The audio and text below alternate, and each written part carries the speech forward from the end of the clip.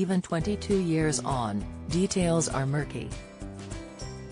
On June 1, 2001, a drunk Crown Prince Dipendra Bir Bikram Shah walked in on a family gathering and opened fire.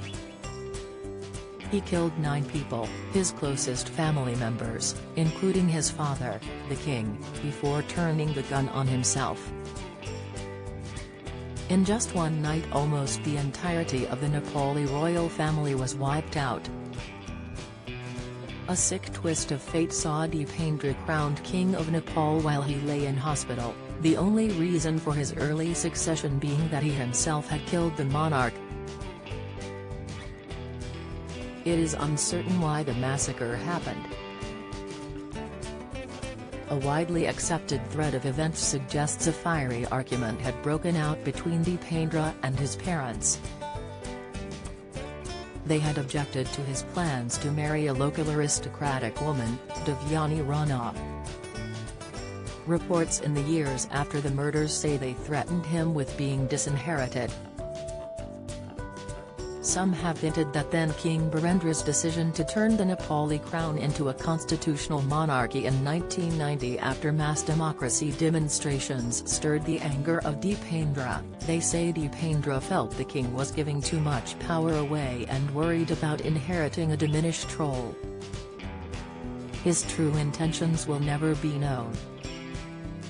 Hours after the killing spree he was declared brain dead after shooting himself, and so his uncle Gyanendra became Nepal's third king in as many days. Dipendra is said to have had 2 sides to his character. To the people, he was the much-loved prince, known fondly to them as Dippy. But, according to Lieutenant General Vivek Kumar Shah, who worked as an aide-de-camp at the royal palace for 26 years when Dipendra was a child, the crown prince was afflicted by a lack of familial intimacy. Speaking to the radio station The World on the 10-year anniversary of the killings, he said, "From the beginning, he probably didn't get the love he should have as a child. That's what my belief is." Dipendra was educated in the UK at the fee-paying Eton College where he is said to have met Devyani, the daughter of a leading Nepalese politician. His mother, Queen Aishwarya, was determined to break off the relationship, insisting her son marry a distant relative of the House of Shah instead. Devyani's family were also skeptical. The marriage would have made her the future Queen of Nepal, but her mother warned her about the dramatic change in lifestyle that would have to take place. After the massacre, the Nepali Times reported, Devyani had grown up accustomed to extreme comfort and wealth. She, her mother, further said that Nepali royalty was relatively very poor and she had to think seriously about whether her daughter could survive if she married into a poor house. Despite this, the two continued to see each other in secret. But by 2001 their relationship was at breaking point. Archive reports from the Times show commentary around how the prince's decision not to have married yet, he was in his 30s, was supposedly putting his status as heir at risk. Don't miss Prince Harry and William's code and what it meant at royal funeral, report, Kate's messy chore for Prince George to do during half-term holiday. Latest, Edward left alone on his deathbed crying out like a lamb for Wallace. Analysis.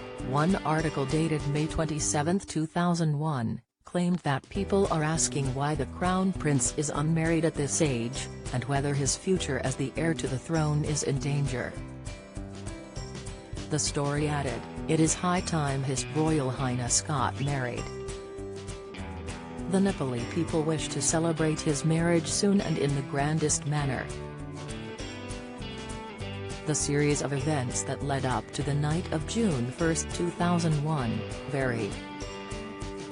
But the official government report states that Prince Dipendra showed up at a family dinner party at the palace drunk on whiskey and high after smoking a special kind of cigarette prepared with a mixture of hashish and another unnamed black substance. He picked a fight with a guest and was escorted to his bedroom by his brother, Narajan, and a cousin. It is from his bedroom that he called Devyani 3 times. She told the authorities that his speech was slurred but that he told her he was going to bed. But he didn't. He emerged from his bedroom dressed in army fatigues and carrying 3 guns, including an M16 assault rifle. Palisades spotted Deependra with the guns but thought nothing of it. The prince was known to be a keen collector of weapons. He burst into the billiard room and first opened fire on his father. Palisades said they tried to break through a glass door to protect the rest of the family but to no avail. After killing several people in the room, a witness told the New York Times that Deependra went in search of his mother in the garden. Shielding their mother, his younger brother Narajan is quoted as having said, "Don't do it, please. Kill me if you want." Deependra opened fire on both of them. After killing 9 of his relatives, including his parents and younger siblings, Deependra's uncle intervened, telling him, "You have done enough damage, hand over the gun now." Instead of doing this, Deependra shot and wounded his uncle before turning the gun on himself. The massacre sparked mixed emotions among the population. Many turned out to mourn the lost royals.